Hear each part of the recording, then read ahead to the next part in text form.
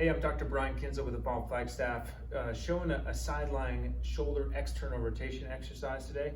It's going to target the external rotator's key part of the rotator cuff, which stabilizes the shoulder.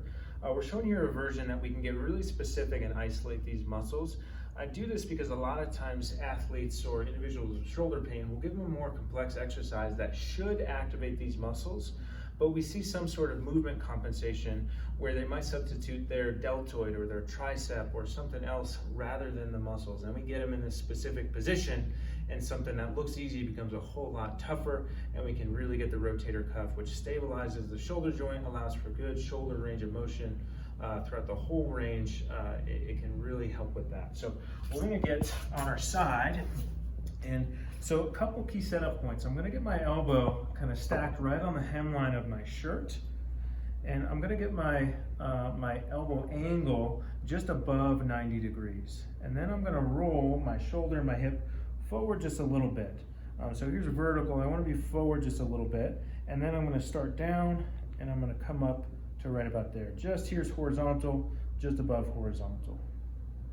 And what we'll find is that if we're in this position, you're gonna feel some work out of the back and maybe down the arm a little bit. So that's the external rotators, mainly teres minor and the infraspinatus. So a couple things that we're gonna see that people will try to do to get out of using these muscles.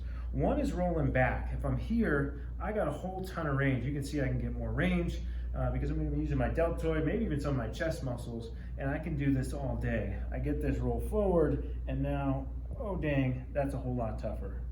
Okay, the second compensation we'll see is extending the elbow. And so people will extend their elbow to use their tricep and make it look like they're going further than they are. So if I come here, it looks like I'm going a lot further, but I'm really just kicking that tricep in. So we want the elbow at 90, just above 90 degrees, 95 to 100 degrees there.